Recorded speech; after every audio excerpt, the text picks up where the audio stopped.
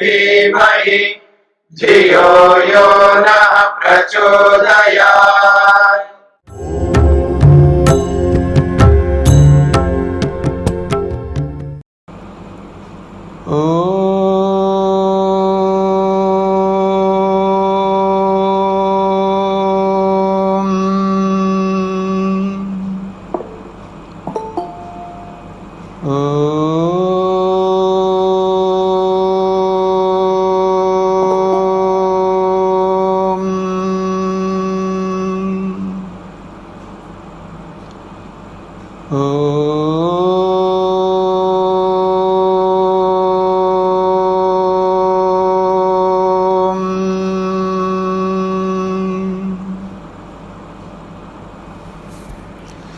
उपनिषद का तीसरा दिन।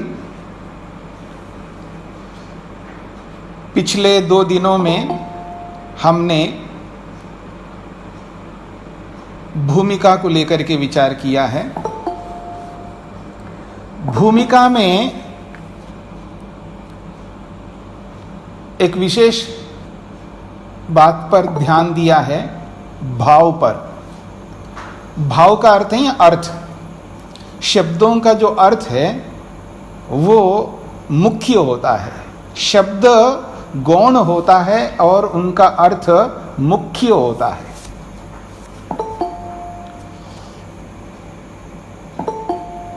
आप में से जिन्होंने व्याकरण निरुक्त आदि शास्त्र पढ़े हों तो उनको इस बात पर स्मरण होगा, जिनको जानकारी होगी, अथवा आप में से जिन्होंने ऋग्वेद आदि भाष्य भूमिका पढ़ी हो तो भी आपको स्मरण आएगा।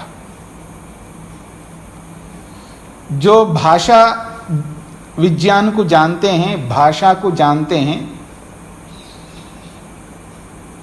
विशेष रूप से संस्कृत भाषा को और संस्कृत व्याकरण को, निरुक्त आदि वैदिक वांग्मय को जिन्होंने पढ़ा है वो इस बात को अच्छी तरह समझते हैं। निरुक्तकार कहते हैं अर्थ नित्य परीक्षेत न संस्कारम आद्रियते। इसका अभिप्राय यह है कि जब हम मंत्र पढ़ते हैं, मंत्रों का अर्थ जब देखना होता है वहां पर शब्द गौण हो जाते हैं और अर्थ मुख्य हो जाता है।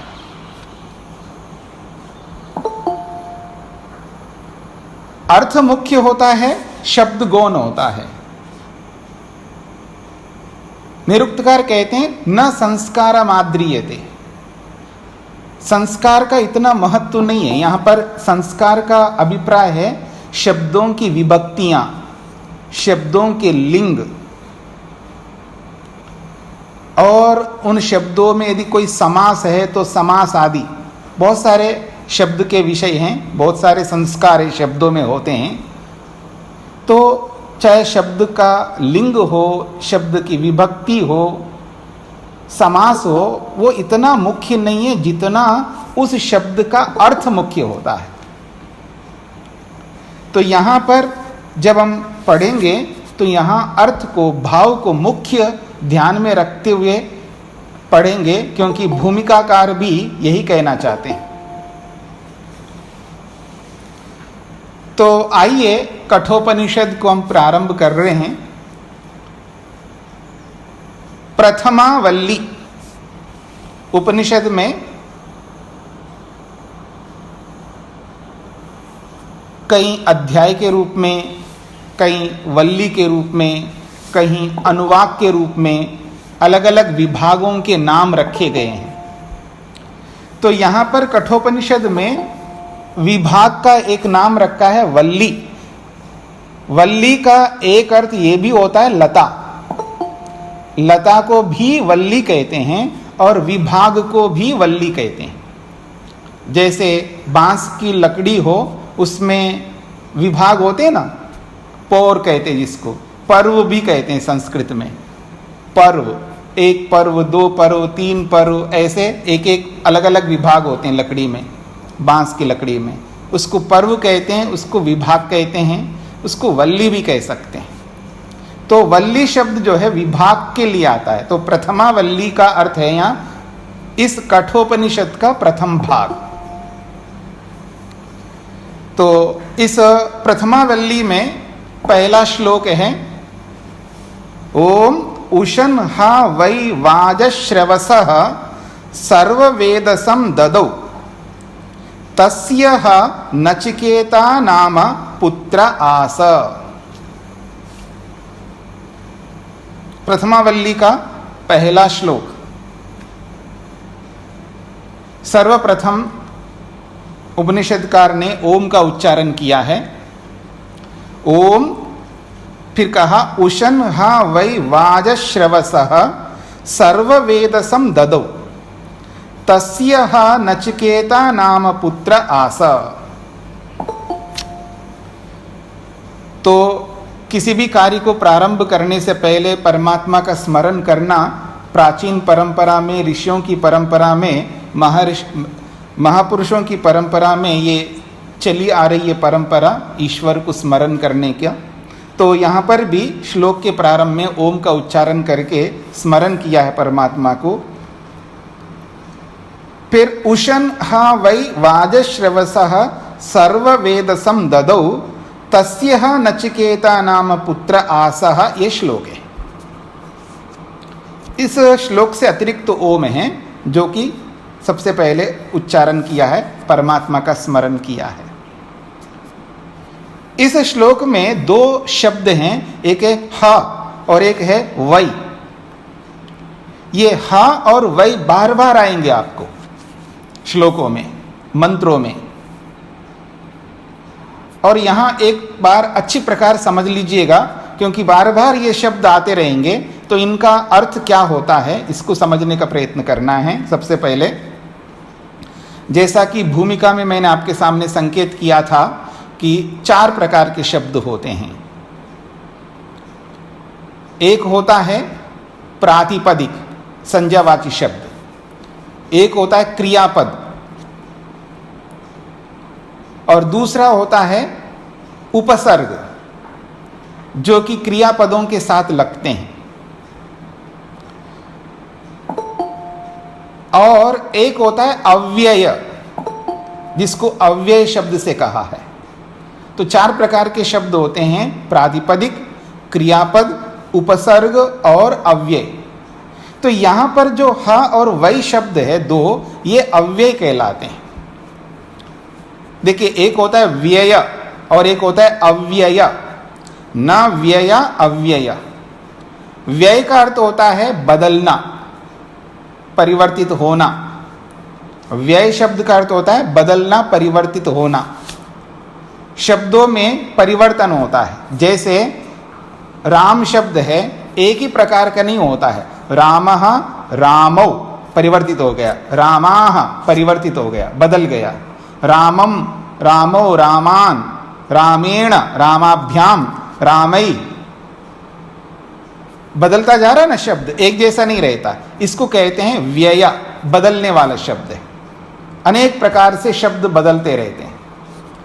और ये जो अव्यय शब्द है ये बदलते नहीं है, इसलिए इनको कहा अव्यय। न व्यय अव्यय, इसमें व्यय नहीं होता है, बदलते नहीं है, एक जैसे रहेंगे, कोई परिवर्तन नहीं होता है, उनको अव्यय कहते हैं। तो यहां हा और वै ये दोनों शब्द अव्यय है। कोई भी लिंग हो उसके साथ जुड़ सकते हैं, पुल्लिंग हो, स्त्रीलिंग हो, नपुंसक लिंग हो। शब्दों के लिंग होते हैं, जैसे मनुष्यों के लिंग होते हैं, प्राणियों के लिंग होते हैं, स्त्रीलिंग, पुल्लिंग, नपुंसक लिंग। ऐसे ही यानी शरीरों के लिंग होते हैं ना, मनुष्य शरीर का लिंग पुल्लिंग, स्त्रीलिंग, नपुंसक लिंग।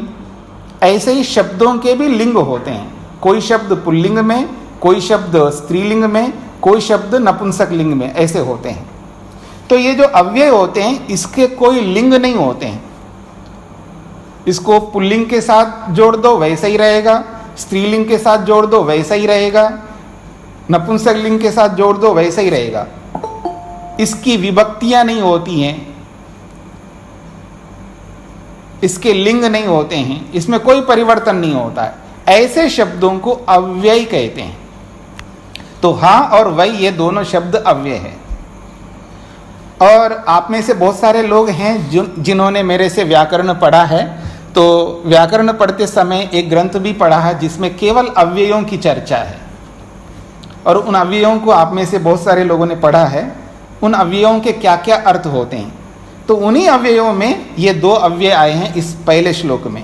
एक है ह, हा के कुछ अर्थ होते हैं। एक अर्थ है अवधारण। अवधारण का मतलब निश्चय करने को कहते हैं, अवधारण करते हैं निश्चय करना। तो हकार का अर्थ होगा निश्चय करना, इसको संस्कृत में कहते हैं अवधारणम।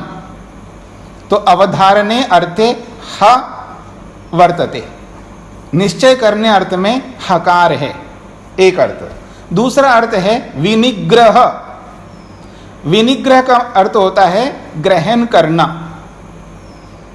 ग्रहण करने अर्थ में भी हा शब्द का प्रयोग होता है। और तीसरा है पादपूरण। संस्कृत में जब श्लोक बनाए जाते हैं या जो वेद मंत्र होते हैं उसमें विभाग होते हैं पाद के रूप में, पहला पाद, दूसरा पाद, तीसरा पाद, इस प्रकार से। छंद, आप में से छंद की जानकारी किसी को हो तो और अच्छा समझ सकते हैं। छंद में अलग अलग छंद होते हैं, जैसे गायत्री छंद है, अनुष्टुप छंद है, इस तरह का बहुत सारे छंद होते हैं। और उन छंदों में अक्षरों की गणना अलग अलग होती है। उसमें पाद होते हैं, और एक पाद में जैसे 8 अक्षर का एक पाद होता है मान लीजिए, ऐसे 12 अक्षर का होता है, ऐसे 16 अक्षर का होता है, ऐसे बढ़ते जाते हैं। तो कुछ अक्षरों का मिलाकर के एक पाद, एक विभाग माना जाता है। जैसे यहाँ पर आप देखेंगे श्लोक में पहली पंक्ति, दूसरी पंक्ति है, तो पहली पंक्ति को एक पाद मान लीजिएगा, दूसरी पंक्ति को दूसरा पाद मान लीजिएगा, ऐसे 2 पाद मिलकर के ये श्लोक पूरा हो गया, यानी पहला सेंटेंस और दूसरा सेंटेंस। तो सेंटेंस में अक्षर निश्चित होते हैं, मतलब छंद शास्त्र में कि अमुक छंद में इतने अक्षर होने चाहिए, और उतने अक्षर पूरे नहीं हो पा रहे हैं। और जब पूरे नहीं हो पा रहे हैं तो कोई शब्द उसमें जोड़ देते हैं ताकि उस अक्षर को पूरा करने के लिए, उस पाद को, उस सेंटेंस को पूरा करने के लिए कोई ना कोई एक अक्षर जोड़ देते हैं। तो ये हकार उस पाद को पूरा करने के लिए भी आता है, यानी उसका कोई अर्थ नहीं होता है, बस सेंटेंस को, उस पंक्ति को पूरा करने के लिए उस शब्द को जोड़ दिया, उसका अलग से कोई अर्थ नहीं होता है। तो किसी किसी स्थान पर हकार का कोई अर्थ नहीं होगा, केवल वो उस सेंटेंस को पूरा करने के लिए आया है, और कहीं ग्रहण करने के लिए, विनिग्रह करने के लिए, अपने आप को ग्रहण कराने के लिए प्रसंग के अनुसार वो उस हकार का अर्थ होता है। और तीसरा अर्थ है अवधारण, निश्चय करने के लिए भी वो हकार, ह वर्ण आता है। तो ऐसे 3 अर्थों के लिए ये ह प्रयोग में आता है। और दूसरा अव्यय है वै। इस वै अव्यय का भी 2 अर्थ हैं, एक निश्चय करना अर्थ भी है और एक सेंटेंस को पूरा करने के लिए भी उस वाक्य में जुड़ जाता है।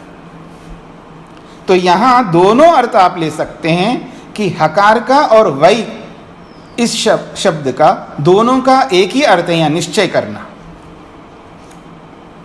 तो कह रहे हैं हा वै, निश्चय से, दोनों का सेम एक ही जैसा अर्थ है। तो हा और वै का अर्थ हो गया निश्चय से।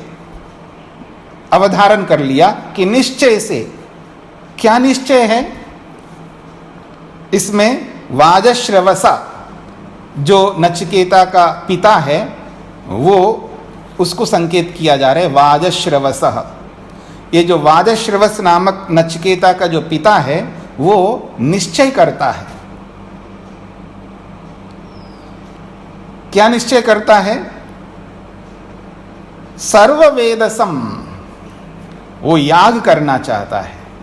हमारी प्राचीन परंपरा में, वैदिक परंपरा में याग करने के, याग का मतलब है बड़े बड़े यज्ञ, यज्ञों की परंपरा बहुत रही है, आज लुप्त हो रही है, ये एक अलग बात है।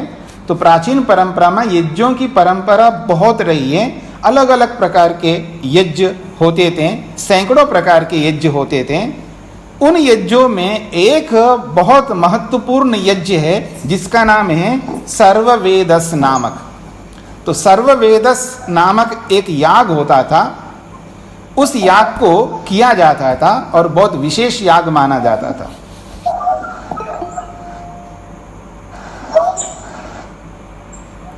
आप में से कोई म्यूट नहीं किया हो तो म्यूट करिएगा। तो ये सर्ववेदस नामक जो याग है,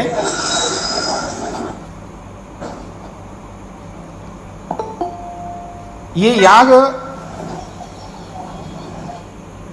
कौन करता है, कौन करता है, इस बात को समझने का प्रयत्न करिएगा।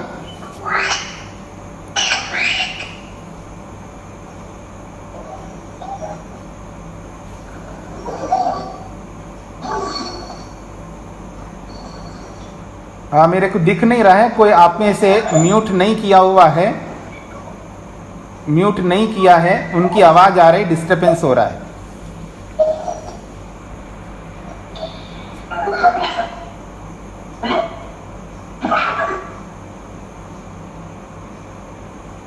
तो जिनके गृहस्थ के कर्तव्य पूरे हो जाते हैं, गृहस्थ आश्रम के कर्तव्य जिनके पूरे हो जाते हैं और उनको तीसरे आश्रम में प्रवेश करना होता है, वानप्रस्थ आश्रम में प्रवेश करना होता है, ऐसे व्यक्ति इस याग को करते हैं। इस याग को सर्ववेदस नामक याग कहते हैं और बहुत महत्वपूर्ण याग है और करना होता है। तो वाजश्रवस नामक जो व्यक्ति है, जो विद्वान है, जो नचिकेता के पिता है, वो हाँ वही निश्चय करता है। क्या निश्चय करता है? सर्ववेदस नामक याग करने का निश्चय करता है। और उसकी क्या इच्छा है उसको स्पष्ट करने के लिए पहला शब्द है उशन। उशन का अर्थ होता है कामना, तमन्ना, इच्छा, अभिलाषा। हर व्यक्ति की अपनी इच्छा होती है, एक अभिलाषा होती है, कोई ना कोई एक तमन्ना रखता है अपने जीवन में। तो वाजश्रवस भी एक तमन्ना रखता है, एक इच्छा रखता है। तो उशन कामना करता है। अब क्या कामना करता है? कामनाएं बहुत हो सकती हैं। और जब अपने गृहस्थ आश्रम को पूरा करके आगे तीसरे आश्रम में प्रवेश जिसे करना है, उसकी क्या कामना होती है? दो प्रकार की कामना होती है। एक कामना होती है स्वर्ग की, स्वर्ग की कामना करता है और उससे ऊपर और उठना चाहता है तो मुक्ति की, मोक्ष की कामना करता है। तो मोक्ष की कामना करने के लिए या स्वर्ग की कामना करने के लिए वो सर्ववेदस नामक याग करना चाहता है। बहुत बड़ी बात कही जा रही है। तो कहा उशन हा वै वाजश्रवस सर्ववेदसम ददौ। वो कहते हैं वाजश्रवस, वाजश्रवस नामक विद्वान नचिकेता के पिता उशन कामना करता है, अभिलाषा करता है, हा वै निश्चय से करता है। क्या? सर्ववेदसम, सर्ववेदस नामक याग, जिसको प्राजापत्येष्टि, इष्टि भी कहते हैं। इष्टि का मतलब यज्ञ। प्राजापत्येष्टि, प्रजापति को प्राप्त करने के लिए इष्टि करता है, यज्ञ करता है। प्रजापति कहते हैं परमात्मा को, प्राजापत्येष्टि कहते हैं इसको। सर्ववेदस नामक याग को दूसरा नाम से बोलूं तो प्राजापत्येष्टि कहते हैं।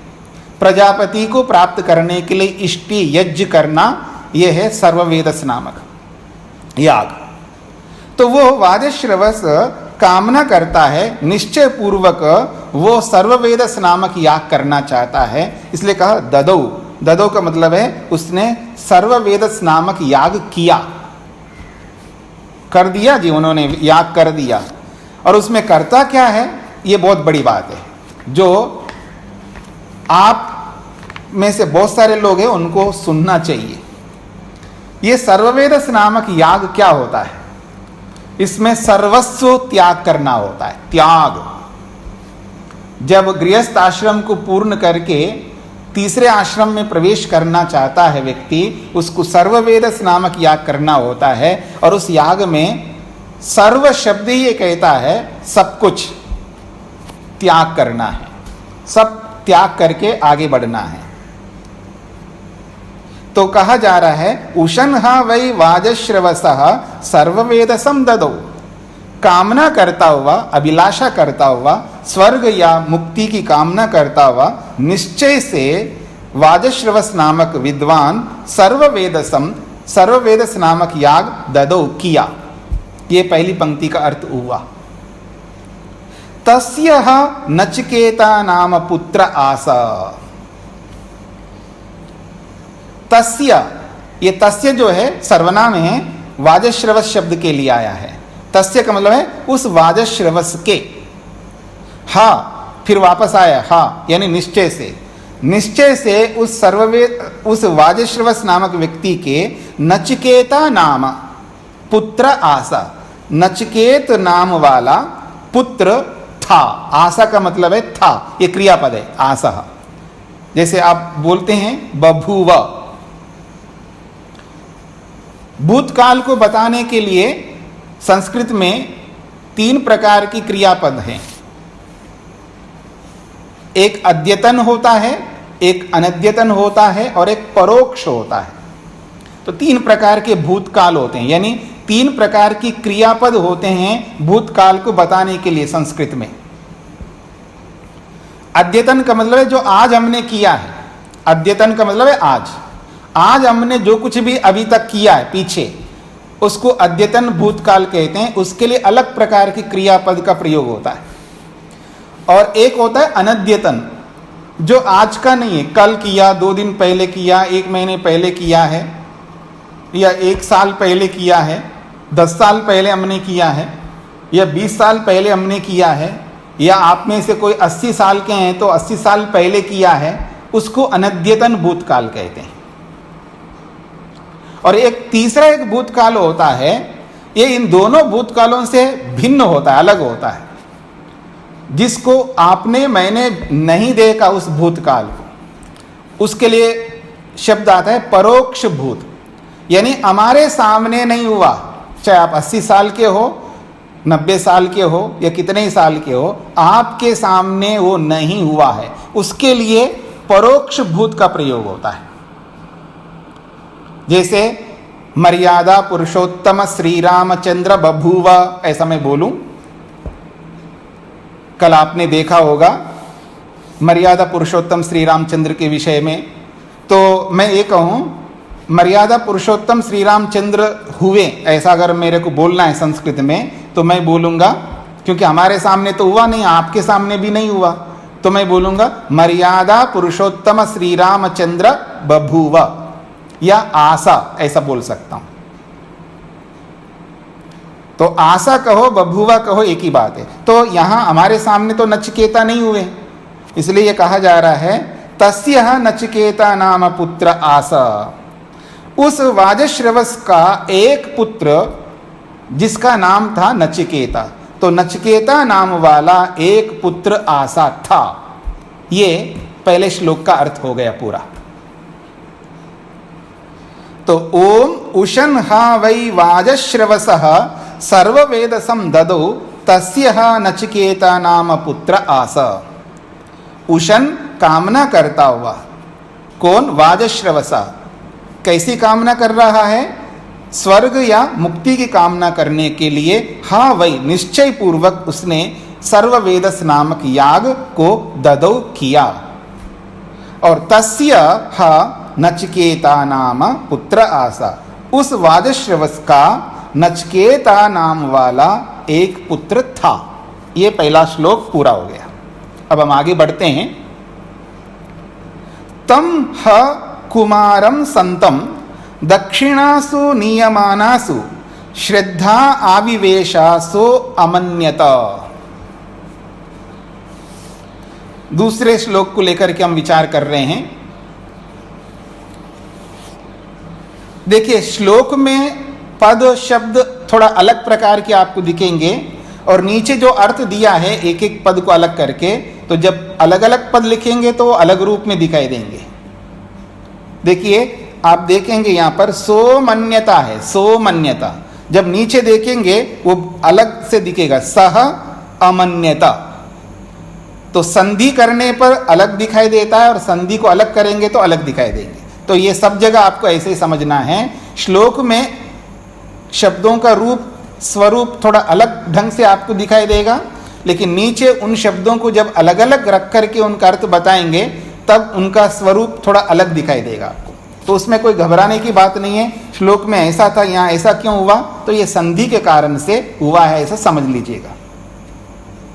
तो कहा तम हा कुमारम संतम दक्षिणासु नियमानासु श्रद्धा विवेश सोमन्यत। अब यहां तम हा कुमारम, तम कुमारम, उस कुमार को, ऐसा अर्थ निकलेगा। अगर आप थोड़ी बहुत संस्कृत आप जानते हो, आप में से जो भी, बहुत सारे लोग आप में से तो व्याकरण को पढ़े हुए हो तो ज़्यादा जानते हैं। जो व्याकरण नहीं पढ़े, थोड़ी बहुत संस्कृत जहाँ कहीं भी आपने पढ़े हो तो आपको आसानी से समझ में आ जाएगा कि जैसे स तौ ते तम, सर्वनाम का द्वितीय विभक्ति में तम बनता है। तम कुमारम, कुमारः कुमारो कुमाराः कुमारम, द्वितीय विभक्ति का एक वचन। तो तम ह कुमारम, संतम में भी द्वितीय विभक्ति का एक वचन है। सन संतौ संतः संतम, ये भी द्वितीय विभक्ति का एक वचन है।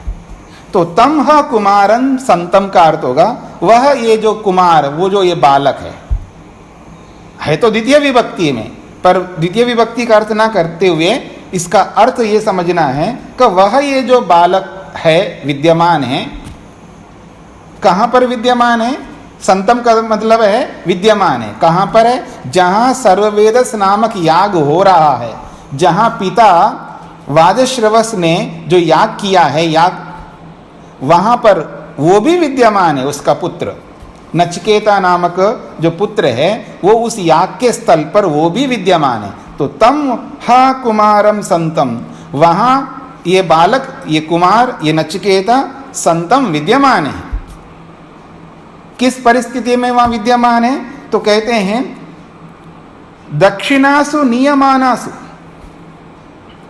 दक्षिणाओं में ले जाते हुए, दक्षिणाओं में, क्योंकि सर्ववेदस नामक याग किया है तो वो सर्वस्व त्याग करता है, सब कुछ दे देता है, अपनी जो भी संपत्ति है सबका त्याग करता है। बहुत बड़ी बात होती है। आप आजकल भी देख सकते हैं जैनियों में, हमने तो बहुत देखा है, गुजरात में भी होता है और राजस्थान में भी देखा है कि जब वो संत बनते हैं सब त्याग करते हैं। चाहे अरबों की संपत्ति हो उसको भी उन्होंने त्याग किया है, लाखों की भी त्याग किया है और करोड़ों को भी त्याग किया है, और वो बांटते हैं वो सारा पैसा दुनिया को। तो ये त्याग कर रहा है वाजश्रवस। तो कहते हैं दक्षिणासु नियमानासु, दक्षिणाओं में जो ले जाया जा रहा है, क्या वस्त्र हैं और अलग अलग प्रकार की वस्तुएं हैं, और विशेष रूप से गाय, गोमाता जिसको आप कहते हैं। तो दक्षिणाओं में जो दक्षिणा के स्वरूप में जो गायों को ले जाया जा रहा है विद्वानों के द्वारा, ब्राह्मणों के द्वारा, तो उनको वो देखता है, वह कुमार, वो बालक, वो नचिकेता। तो कहा जा रहा है तम ह कुमारम संतम, वो जो कुमार बालक नचिकेता है, दक्षिणासु नियमानासु, दक्षिणाओं में, दक्षिणा के स्वरूप में जो ले जाया जा रहा है गायों को, उनको देखता है। उनको देख करके उसके मन में क्या उत्पन्न होता है, उसके लिए कहा है श्रद्धा आविवेशा। उसके मन में श्रद्धा आविवेशा, प्रवेश कर लिया। श्रद्धा आविवेशा, उसके मन में श्रद्धा जो है प्रवेश करती है। अब श्रद्धा का अर्थ आप समझ लीजिए क्या होता है। श्रद्ध का अर्थ होता है सत्य, धा का मतलब धारण करना, सत्य को धारण कराती है श्रद्धा। जहां भी श्रद्धा प्रवेश करती है जिसके भी मन में, वो सत्य को धारण कराती है। अब यहां श्रद्धा का भाव लेना है। श्रद्धा का मतलब है जिज्ञासा। श्रद्धा का अर्थ है या जिज्ञासा। तो कह रहे हैं श्रद्धा आविवेशा, उस नचिकेता के मन में श्रद्धा प्रविष्ट हो गई, अर्थात उसके मन में जिज्ञासा उत्पन्न हुई है। क्यों उत्पन्न हो रही है उसके मन में ये जिज्ञासा? क्योंकि दक्षिणाओं के स्वरूप में जो ले जाया जा रहा है, उस ले जाने वाली जो वस्तुएं हैं, उन वस्तुओं को देख करके उसके मन में एक जिज्ञासा उत्पन्न हुई है। सो अमन्यता, सह अमन्यता, सह वह नचिकेता, ये सर्वनाम है। सह अमन्यता, उसने विचारा। अमन्यता का मतलब है विचार किया, ये क्रियापद है। वह मनन किया, विचार किया। जब सब ब्राह्मण लोग उस याग में जो जो उनको दिया जा रहा है, उन सब वस्तुओं को और गायों को ले जा रहे थे, उनको देख करके उसके मन में श्रद्धा उत्पन्न हुई, अर्थात जिज्ञासा उत्पन्न हुई। स अमन्यता, अब उस जिज्ञासा को लेकर के उसने मनन किया, विचार किया। अब क्या विचार किया है, क्या विचार कर रहा है, वो अब अगले श्लोक में आप देखेंगे। दूसरा श्लोक पूरा हो गया। पीतोदका जग्ध तृणा दुग्ध दोहा निरिंद्रियाः अनंदानाम ते लोकास्तान स गच्छति ता ददत। बहुत बड़ी बात, अच्छी बात कही है। वो कहते हैं पीतोदका जग्ध तृणा दुग्ध दोहा निरिंद्रियाः अनंदा नाम ते लोका तान स गच्छति ता ददत। पीतोदका, पीतोदका मतलब जिन्होंने पानी पी लिया है, अब पीने का सामर्थ्य नहीं है। गायों को लेकर के बोला जा रहा है। ये सब शब्द जो है, पहली पंक्ति के जितने भी शब्द हैं, ये सब गाय के विशेषण है, गोमाता के विशेषण है। जो गाय ले जाया जा रहा है विद्वानों के द्वारा, ब्राह्मणों के द्वारा, उन गायों को ले जाते हुए उन गायों को देखता है नचिकेता, और देख करके उसके मन में श्रद्धा उत्पन्न हुई, यानी जिज्ञासा उत्पन्न हुई है। फिर उस जिज्ञासा को लेकर के उसने मनन किया, विचार किया। क्या विचार किया है, उसके मन में क्या चल रहा है, उसके मन को यहाँ पर प्रस्तुत किया जा रहा है। तो वो देखता है पीतोदका, पीतः उदका यया, जिसने पानी पी लिया है, ऐसा वो गाय, ऐसी वो गाय। तो पीतोदका, बहुत सारी गायें हैं, बहुवचन में पीतोदका, यानी जिन्होंने पानी पी लिया है, अर्थात अब पानी पीने का सामर्थ्य भी नहीं है, ऐसी गायें। फिर कहा जग्ध तृणा, तृण कहते हैं घास को, और जग्ध का मतलब खा लिया। खा लिया है जिन्होंने घास फूस, जो भी गायें खाती हैं, अब खाने का भी सामर्थ्य नहीं है। जग्ध तृणा का मतलब है ऐसी गायें हैं जिनके सामने कितना ही हरा घास रखी है और बिनोला रख दिए, या जो भी गायों के खाने के लिए बढ़िया सा बढ़िया आप रख दीजिएगा, लेकिन जगदत्रिना अब वो खा नहीं सकती है। खा लिया जो खाना था उन्होंने, बूढ़ी हो गई, अब उनके अंदर सामर्थ्य नहीं है कि जो आप अच्छा अच्छा जो भी उनके सामने रखो और वो खाएं। खाने में उनके अंदर सामर्थ्य नहीं है। तो जगदत्रिना का अर्थ है जो खा नहीं सकती हैं। पीतोद का मतलब जो पी नहीं सकती है पानी। फिर तीसरा एक विशेषण दिया है गायों का, दुग्ध दोहा। बहुत बड़ी बात है, दुग्ध दोहा। जो दूध देना था ना वो दे लिया है, अब दूध देने में सामर्थ्य उनमें नहीं है। दोह लिया है, जितना दूध लेना है पूरा ले लिया है, अब दूध देने का भी सामर्थ्य नहीं है उन गायों में। चौथा एक विशेषण दिया है, निरिंद्रियाः। इंद्रिय तो समझते हैं और उसके साथ में निर शब्द जोड़ दिया है, निर उपसर्ग जोड़ दिया है। निरिंद्रिय का मतलब जिसके पास इंद्रियां नहीं है, सीधा ऐसा शब्दार्थ निकलेगा, पर ऐसा नहीं ले सकते।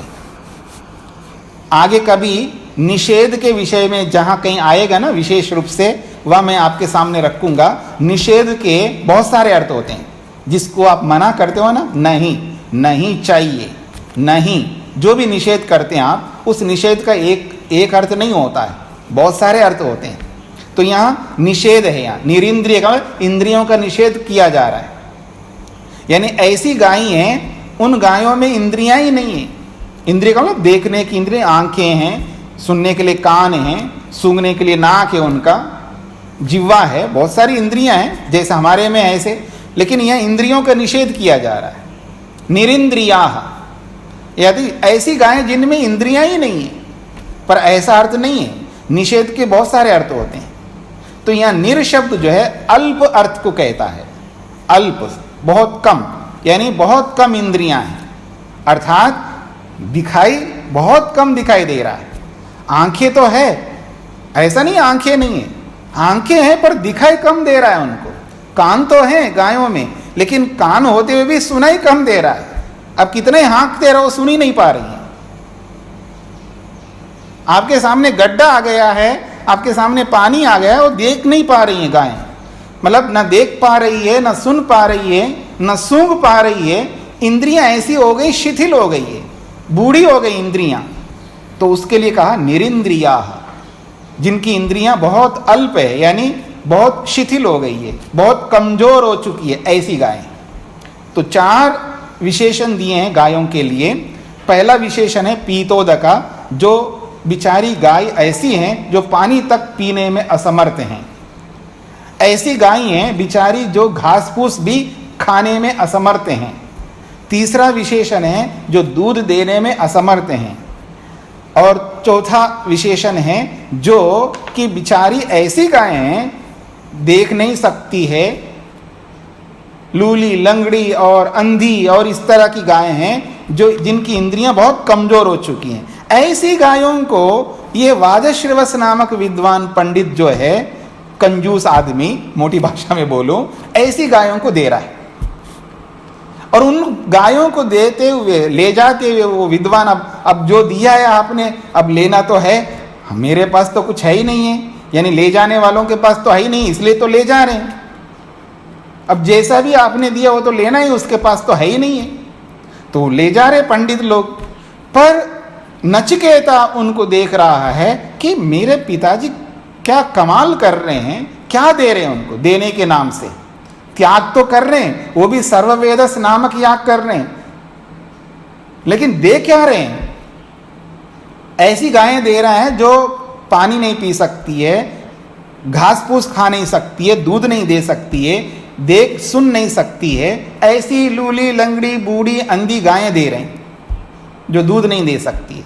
तो ऐसी गायों को ले जाते हुए ब्राह्मणों के द्वारा नचिकेता के मन में श्रद्धा ने प्रवेश किया, अर्थात जिज्ञासा प्रवेश किया, और उस जिज्ञासा को लेकर के स अमन्यता, उसने विचार किया है। क्या विचार किया देखिएगा, कितनी बड़ी बात कही जा रही है। दूसरी पंक्ति में वो कह रहे अनंदा नाम ते लोका तान स गच्छति। सह का मतलब वो व्यक्ति, कौन व्यक्ति? जो देने के नाम से ऐसी ऐसी चीजें देता है, जैसे कोई व्यक्ति नोट देता है ना जी किसी को, हम लोग बहुत देखते हैं मंचों में, आर्य समाज के मंचों में, हम तो क्योंकि आर्य समाज के मंचों में ही जाते हैं, कथाएं होती हैं जहाँ पर प्रवचन होते हैं, और फिर श्रोतागण बाद में कुछ ना कुछ उनको भेंट के रूप में देते हैं। कोई 10 रुपये देता है, कोई 50 रुपये देता है, कोई 100 रुपये देता है, कोई 500 देता है, कोई जैसा अपनी अपनी श्रद्धा से। अब जब नोट निकाल के देते हैं तो देखना उनको कैसे नोट देते हैं। कुछ लोग तो बिल्कुल एकदम ऐसा लगता है जैसे अभी अभी बैंक से लाए हों, बिल्कुल कड़क एकदम नए नोट होते हैं, ऐसे लोग भी होते हैं, देते हैं बढ़िया। और कुछ लोग ऐसे नोट देते हैं, उसको छूने से ऐसा लगता पता नहीं उसमें कितना वो होगा, ऐसे पुरानी फटी सी लगती है, ऐसे बहुत गंदी लगती है, ऐसा ऐसा नोट होते हैं, पता नहीं ऐसे छुपा के ऐसे कितना मोड़ मोड़ करके रखते हैं, ऐसी भी नोट होते हैं। तो अपने अपने ढंग से जो देते हैं, तो ये भी ऐसे ही दे रहा है। व्यक्ति की मानसिकता सबकी एक जैसी होती है देने के विषय में। कुछ लोगों की अच्छी मानसिकता होती है, किसी की ऐसे साधारण मानसिकता होती है, किसी की बहुत घटिया मानसिकता होती है, अलग अलग स्तर है व्यक्तियों के। तो इसका जो स्तर है वो भी ऐसा है कि ऐसी ऐसी गायें दे रहा है मेरे पिताजी, है तो पिता है मेरे, पर दे क्या दे रहे हैं, ऐसी थोड़ी गाय देनी चाहिए। तो ये कहना चाह रहा है अगर ऐसी गाय दे रहे हैं तो पर उनको फल क्या मिलेगा, बहुत मुश्किल फल मिलेगा, अच्छा फल नहीं मिलेगा। कैसा फल मिलेगा, वो नचिकेता के मन में आ रहा है, क्या आ रहा है, अनंदा नाम ते लोका। वो लोक शब्द यहां पर योनि से संबंधित है, योनि को भी लोक कहते हैं। संस्कृत में लोक शब्द योनि वाचक है।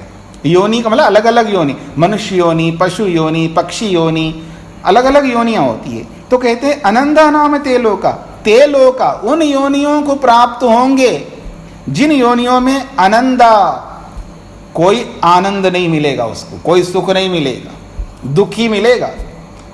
आनंदा का मतलब है, नंद कहते हैं आनंद को, और आनंद का निषेध कर दिए यहां पर, अनंदा, न नंदा आनंदा, यानी जिसमें कोई नंद नहीं होगा, यानी जिसमें कोई सुख नहीं होगा, जिसमें दुख ही दुख होगा, ऐसी योनि। तो कहा जा रहा है अनंदा नाम ते लोका, ऐसी योनियों को प्राप्त होगा जिसमें अनंदा, जिसमें सुख नहीं मिलेगा, दुख ही मिलेगा। तान मतलब तान यानी उन योनियों को सगच्छति प्राप्त होता है, ता ददत, ता का मतलब ऐसी गायों को दे रहा है, ऐसी गायों को देने वाला। ददत का मतलब है देने वाला। ददत शब्द जो है कर्ता के लिए आया है, ददत देने वाला। और क्या दे रहा है, ता, ये ता जो है द्वितीय विभक्ति का बहुवचन है, क्योंकि गाय का भी सर्वनाम है ये।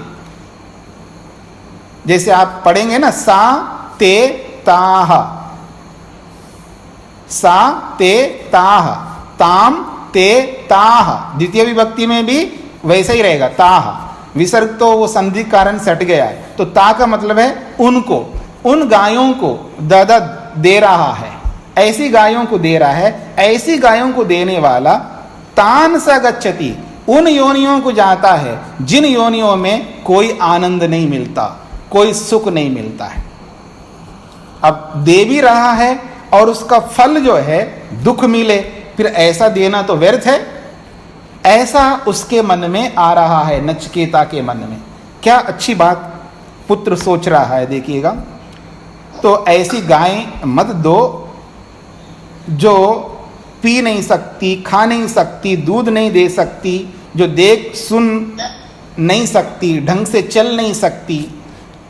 केवल गायों के बारे में नहीं कहा जा रहा है, ये तो गाय तो उदाहरण मात्र है, और भी बहुत सारी वस्तुएं देता है व्यक्ति। जब त्याग करता है तो बहुत सारी वस्तुएं दे रहा है, तो दो तो अच्छा दीजिएगा, नहीं तो मत दीजिएगा।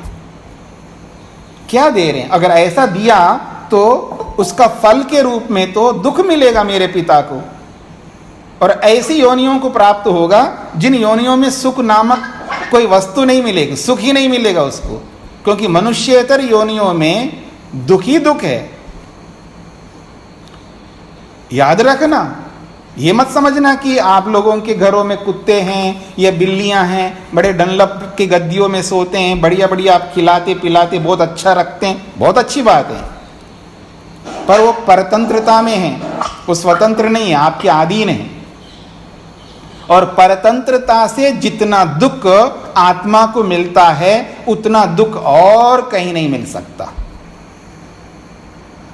नहीं समझ में आ जाए आपको तो एक काम करते हैं, समझाने के लिए बोल रहा हूं, दुखी नहीं होना। आप सबको ले जाते हैं और जेल में रखते हैं, जेल में निकलना नहीं, निकलने नहीं देंगे आपको, बाहर का कुछ नहीं दिखाएंगे, बस कोठड़ी में रहना है, कमरे में रहना है, और वहां आपको सब दे देंगे, खाना पीना, टीवी, फ्रिज, सब कुछ देंगे, लेकिन शर्त यह है कि आप कमरे से बाहर नहीं निकल सकते और जीवन भर उसी में रहना है आपको। इस कोरोना के चक्कर में, लॉकडाउन में घरों में रह के परेशान हो रहे हैं लोग, 4 महीने में, 5 महीने में, और जीवन भर रख दें तो ऐसे ही आप परेशान हो जाओगे। ये जो परतंत्रता से जो दुख मिलता है ना, वो बहुत ज्यादा है। तो उन लोगों, उन योनियों को प्राप्त होगा जो इस प्रकार का दान करता है। ऐसा दान मेरे पिताजी कर रहे हैं, तो मेरे पिताजी के मन में क्या हो रहा है, ऐसा क्यों दे रहा है मेरा पिता, ऐसे बिल्कुल नहीं होना चाहिए। ये सोच नचिकेता के मन में आया है। वो कहते हैं कि ऐसा दान बिल्कुल नहीं होना चाहिए, क्योंकि मेरे पिताजी को फिर जो फल मिलेगा वो सुख के रूप में नहीं मिलेगा, वो तो दुख के रूप में मिलेगा। तो ऐसा त्याग उचित नहीं है, ऐसा नचिकेता के मन में आया है। अब आगे बढ़ते हैं। उसके मन में आया है कि सब कुछ त्याग करना है। कौन है आप में से म्यूट नहीं कर रहे हैं और मेरे दिख नहीं रहा है? हमेशा म्यूट करके रखिएगा।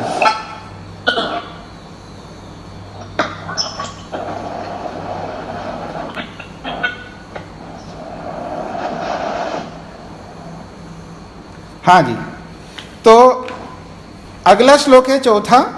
सह उवाच पितरम ततः तता कस्मै माम दास्यसीति द्वितीयं तृतीयं तम ह उवाच मृत्यवे त्वा ददामीति। कहते हैं सह उवाच पितरम ततः कस्मै माम दास्यसि इति द्वितीयं तृतीयं तम ह उवाच मृत्यवे त्वा ददामि इति। तो स ह उवाच, देखिए हकार जो है ना बहुत बार आएगा। अब अर्थ आप लोग समझते जाना, हर बार मैं हकार का अर्थ नहीं बताऊंगा। निश्चय करने अर्थ में आएगा, ग्रहण करने अर्थ में आएगा, या वाक्य को पूरा करने के लिए आएगा। इन तीनों में से जो आपको लगेगा वो लगा सकते हैं, या निश्चय अर्थ भी लगा सकते। सह उवाचा, वो निश्चय से पूछता है, ऐसा भी अर्थ कर सकते हैं। नहीं तो इतना ही अर्थ कर लो कि यहाँ वाक्य को पूरा करने के लिए हकार है, उसको छोड़ दो, कोई फर्क नहीं पड़ेगा। तो स उवाच, स का मतलब वह नचिकेता, उवाच कहता है। किससे? पितरम, पिता से। और ऐसे नहीं कह सकते आप, पहले कोई ना कोई संबोधन करोगे ना, आप लोग भी संबोधन करते हो ना, जब पति के सामने, पत्नी के सामने, पुत्र के सामने, पिता के सामने जब आप जाते हैं तो सीधा अपनी बात नहीं कहते हो ना, उससे पहले उसको कुछ तो पुकारोगे ना, संबोधन करोगे ना। तो ऐसे ही यहाँ एक संबोधन किया तथा, तथा ये संबोधन है। तथा जो है ये संबोधन है पिता के लिए, पिता के लिए संबोधन किया तथा। संस्कृत में ताता भी कहते हैं, ताता, और तथा भी कहते हैं पिता के लिए। तो हे पिताजी, संबोधन करते हुए कहा जा रहा है, हे पिताजी मैं आपसे कुछ कहना चाहता हूं। क्या? पिता पूछ रहे क्या कहना चाहते हो? आप सब कुछ त्याग कर रहे हो ना, त्याग में तो सबको त्याग करना है, तो मेरे को भी त्याग करना है आपको, मेरे को भी छोड़ के तो जाना है आपको। तो जब मेरे को भी छोड़ के आप जाओगे तो मेरे को किसको दोगे? तो कह रहे हैं कस्मै माम दास्यसि, पिता से कह रहा है नचिकेता, आप सब त्याग करके सब देते जा रहे हो, अब आखिर ये भी बताइएगा कि मेरे को भी त्याग करके आप जाओगे तो मेरे को किसको दोगे? कस्मै माम दास्यसि इति, आप मुझे किसको दोगे? ऐसा पिता से नचिकेता कह रहा है। तो वो कहने पर भी पिता जो है, पिता तो पिता है, अनसुना कर दिया, सुना ही नहीं। एक प्रकार से ऐसा है, मतलब सुनते हुए भी अनसुना करता है, जैसे आप लोग भी करते हैं, हर कोई व्यक्ति करता है, सुन करके भी नहीं सुना हुआ जैसा अनसुना कर देता है। तो उसने कहा तो सुना ही नहीं है ऐसा लगता है। फिर द्वितीयम, दूसरी बार बोलता है वो यही बात, कस्मै माम दास्यसि, फिर यही दोहराता है। द्वितीयम, दूसरी बार भी बोलता है, हे पिताजी, ये तता, ये ताता, हे पिता, कस्मै माम दास्यसि, आप मेरे को किसको दोगे? दोबारा पूछा। वो तो देता जा रहा है। वाजश्रवस नामक विद्वान जो है, नचिकेता का पिता, वो कभी गाय दे रहा है, किसी को गाय दे रहा है, किसी को कपड़े दे रहा है, किसी को कुछ पैसे दे रहा होगा, किसी को कुछ और वस्तु दे रहा होगा, वो देने में लगा हुआ है। त्याग करना है ना, सब कुछ देना है, कुछ रखना नहीं है। कुछ नहीं रखना का मतलब है इतना ही रखना है जितना व्यक्ति को गुजारा में चल सके। मतलब रोटी कपड़ा और मकान, बस इतना ही चाहिए उसको, उससे ज़्यादा नहीं। मकान भी वैसे नहीं चाहिए उसको, तो दूसरे जगह जाके रहना होता है, अपना अपनत्व नहीं रहना है उसके पास में, तो बहुत थोड़ा उसको चाहिए, बस कुछ खाने के लिए चाहिए, कुछ पहनने के लिए चाहिए। और खाने के लिए भी बहुत ज़्यादा रख नहीं सकता वो, नहीं तो मांगना पड़ेगा उसको, मांगना है, भिक्षा करना है, भिक्षाटन करना है, तो बहुत कुछ रखना नहीं, बहुत थोड़ा सा रख करके सब देना होता है। मुझे सब देना है तो मेरे को भी देना है, नचिकेता कह रहा है, तो आप मेरे को किसको दोगे? द्वितीयम, दूसरी बार भी पूछा तो भी वो सुन करके भी अनसुना कर दिया। फिर तृतीयम, तृतीयम तम ह उवाचा, फिर तीसरी बार कहा पिता से। एक बार कहो, दो बार कहो, फिर तीसरी बार जैसे ही कहा उसने, तो पिता होता है, हर पिता। बार बार उस पिता को आप तंग करोगे तो क्या करेगा पिता? उसके मन में आएगा गुस्सा, क्रोध आएगा, तो उसके मन में भी गुस्सा आ गया, स्वाभाविक बात है, हर व्यक्ति को गुस्सा तो आ ही जाता है। तो कह रहा मृत्यवे त्वा ददामि, मृत्यवे त्वा ददामि इति, उसने कहा तुझे तो मृत्यु को दे देता हूं, मृत्यु को देता हूं, बहुत बड़ी बात कही है, तुझे तो मृत्यु को सौंपता हूं। और मृत्यु कौन है? यमाचार्य। यहां पर तो मृत्यु तो वही है, यमाचार्य। आचार्य का एक नाम मृत्यु भी होता है, जो आचार्य होते हैं उनका एक नाम मृत्यु भी होता है। और क्यों होता है वो अलग बात है, वो बाद में सोचेंगे, पर आचार्य का एक नाम मृत्यु भी होता। आचार्यो मृत्यु हो, आपने ब्रह्मचर्य सूक्त पढ़ा हो, अथर्ववेद के बहुत सारे मंत्र हैं ब्रह्मचर्य से संबंधित, वहां आचार्य के विषय में कहते हैं आचार्यो मृत्यु हो। आचार्य कौन होता है? वो मृत्यु होता है। आचार्य जो होता है वो मृत्यु होता है। क्यों मृत्यु होता है? वो मृत्यु को जीतने वाला होता है, मृत्यु को हराने वाला होता है। खैर, वो प्रसंग जब आएगा वो भी समझ लेंगे। तो कहा जा रहा है मृत्यवे त्वा ददामि इति, मैं तो तुझे मृत्यु को सौंपता हूं। गुस्से में कह दिया उसने। और ये बात सुनकर के आदमी को परेशानी तो होगी, परेशानी होगी। मृत्यु से एक अर्थ मृत्यु तो मृत्यु होगी, एक अर्थ तो मृत्यु का अर्थ मृत्यु है, और एक अर्थ आचार्य, वो अलग बात है। लेकिन एकदम मृत्यु को दूंगा तो परेशानी तो होगी। मेरे क्यों मृत्यु को देना चाहते हो आप? तो परेशानी होगी, मन में बहुत खलबली मचेगी व्यक्ति के अंदर। तो क्या खलबली मच सकती है, तो उसको आगे वर्णन कर रहे हैं।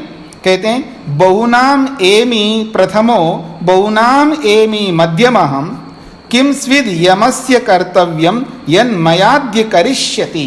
बहुत अच्छा सोचा उसने, जो अक्सर हर आदमी सोचता है। जैसे आप अपने बेटे को, तुझे तो घर से बाहर निकालूंगा, परेशान होकर के पिता कहता है अपने बेटे से तू घर से बाहर निकल, तू घर में नहीं रह सकता, तू इतना तंग कर रहा है, तू घर में नहीं रह सकता, तू घर से बाहर जा। जब ऐसा बेटे को कहे कोई पिता, तो उसके मन में क्या आएगा, वो ही यहां बताया जा रहा है। तो कह रहे हैं बहुनाम एमि प्रथमः। एमि जो है क्रियापद है, इणगतो धातु है।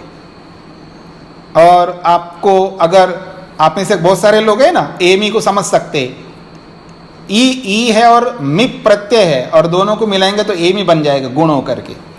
स्वामी जी म्यूट में है, आप सुनाई नहीं दे रहा है। अरे मेरे को कौन म्यूट कर रहा है? हाँ जी, कब से नहीं सुनाई नहीं दिया आप लोगों को? स्वामी जी आ रही आवाज, अब आ रही ना, तो थोड़ी देर पहले, हाँ तो कोई लगा होगा, आज कोई बात नहीं। आप में से कोई मेरे को म्यूट कर रहे हैं तो म्यूट मत करिएगा, मेरे को म्यूट करोगे तो आप कैसे सुन पाओगे?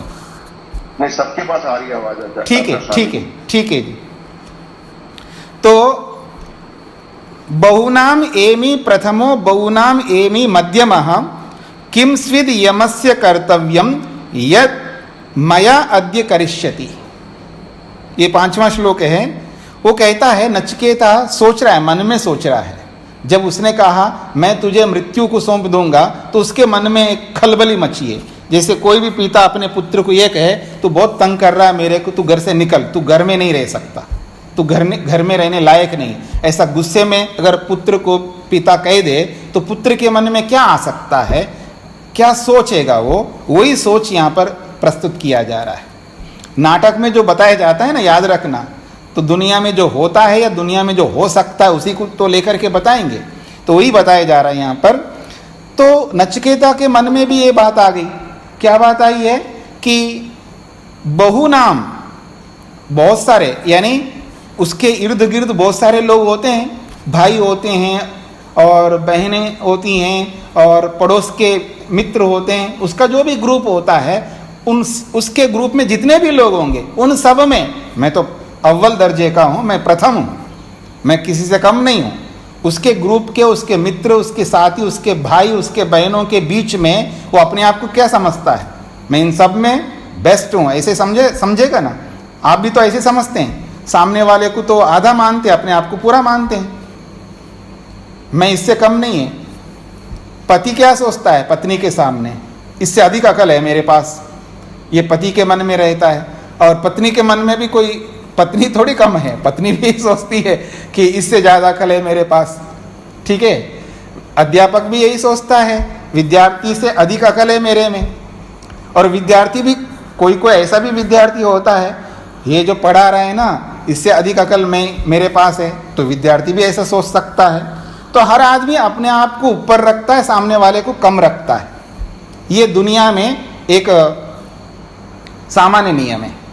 तो ऐसे ही नचिकेता के मन में आ रहा है, जो सबके मन में आता है उसके मन में भी आ रहा है। तो मेरा जो ग्रुप है, मेरी बहनें हैं, भाई है, या मेरे मित्र साथी, जो भी उसके निकट के, जो भी संदर्भ में जितने भी लोग हैं, उन सब में मैं अव्वल दर्जे का हूँ, मैं प्रथम हूँ। तो कह रहा बहुनाम प्रथमः एमि, मैं इन सब में प्रथम हूँ, मैं सबसे बेस्ट हूँ। फिर कहता है दूसरी बात, बहुनाम एमि मध्यमा। अब दूसरा वाक्य आया, ये तो अपना ग्रुप है निकट का, और पूरे मोहल्ला को ले लो, पूरे मोहल्ले में तो बहुत सारे लोग आएंगे, या पूरा आप शहर का शहर ले लो आप, उसमें तो और ज़्यादा लोग आएंगे, या पूरा देश को ले लो, या पूरा विश्व को ले लो, तो उसमें तो प्रथम नहीं आ सकता हूँ, उसमें तो नहीं आ सकता है ना। वो अपने आप को, अपने ग्रुप में तो अपने आप को वो मानता है सबसे बेस्ट हूँ, लेकिन सब लोगों को जोड़ दो तो नहीं मान पाएगा कि एक से बढ़कर एक धुरंधर है, उसको भी पता है। इसलिए उसमें भी वो क्या करता है, बहुनाम एमि मध्यमा, और बहुत सारे लोग होंगे, दुनिया भर के लोग होंगे, बच्चे जितने भी हैं, उनमें मैं घटिया तो नहीं हूँ और उत्तम तो नहीं हूँ, लेकिन मध्यम तो जरूर हूँ। वो कहता है बहुनाम एमि मध्यमा, और उन सब बच्चों के बीच में अगर मैं अपने आप को रखता हूँ तो मध्यमा, मैं बीच का हूँ, न घटिया हूँ न उत्तम हूँ, मध्यम स्तर का हूँ, लेकिन मेरे ग्रुप में तो मैं उत्तम हूँ। तो कह रहा है बहुनाम एमि प्रथमा, अपना जो ग्रुप होगा उसका, उसके इर्द गिर्द का, घर के या संबंधियों के बीच में, वो समझता है मैं इन सब में तो प्रथम हूँ, और दुनिया भर के जितने भी बच्चे हैं उन सबको सामने रखेगा। दूसरा वाक्य बहुनाम एमि मध्यमा, उसमें मैं बीच का हूँ, ये समझ रहा है, घटिया तो नहीं हूँ, ऐसा हूँ मैं, फिर भी मेरे को घर से निकालना चाह रहे मेरे पिता। तू घर से निकल, बाहर निकल, तू मेरी बात नहीं मानता है, तू घर में रहने लायक नहीं है, जैसे आजकल होता है। तब ये सोच वो मन में लाता है। ऐसे नचिकेता के मन में भी यही सोच आया। किम स्विद यमस्य कर्तव्यम यत मया अद्य करिष्यति, दूसरी पंक्ति में कहा जा रहा है, किम स्विद यमस्य कर्तव्यम यत मया, यत मया, जो मुझके, मेरे द्वारा, यानी मेरे को लेकर के, यूं कहिएगा, मया का मतलब है मेरे को लेकर के यम क्या करेंगे। अगर मेरे को यम को सौंपेंगे, यम का मतलब मृत्यु, यमाचार्य, मेरे पिता ने ये कहा है तुझे तो मृत्यु को दे दूंगा, यानी यमाचारी को दूंगा, तो यमस्य किम कर्तव्यम, यम क्या कर लेगा मेरे को लेकर के। यत मया अद्य करिष्यति, अद्य का मतलब आज मेरे को लेकर के, मेरे द्वारा, मया मेरे द्वारा क्या कराएंगे ये यमाचार्य, मेरा क्या उपयोग है यमाचार्य के लिए। वो तो बहुत बड़े आचार्य है, मेरे को लेकर के वो क्या कर लेंगे, मेरे को क्यों देना चाहते हैं यमाचार्य को, ऐसा नचिकेता सोच रहे हैं। तो किम स्विद का मतलब है क्या, यमस्य कर्तव्यम, यम के द्वारा कर्तव्य करने योग्य क्या कर लेंगे यम, और यद मया, मया का मतलब मेरे द्वारा, यानी मेरे को उनको दिया जाए तो मेरे द्वारा यम का क्या कर्तव्य पूरा होंगे मेरे को लेकर के, और वो भी अद्य आज, आजकल मेरे को लेकर के क्या प्रयोजन सिद्ध करेंगे यमाचार्य, मेरे को न तो समझ में नहीं आता, ऐसा नचिकेता के मन में आ रहा है, मेरे को समझ में नहीं आ रहा है, मेरे को लेकर के मेरे द्वारा यमाचार्य जो है क्या करवाएंगे, किम स्विद क्या करवा पाएंगे, मेरे से कोई प्रयोजन सिद्ध नहीं होगा उनको मेरे को लेकर के, फिर मेरे को क्यों देना चाहते हैं मेरे पिता मृत्यु को, यमाचार्य को, ऐसा उसके मन में आया है।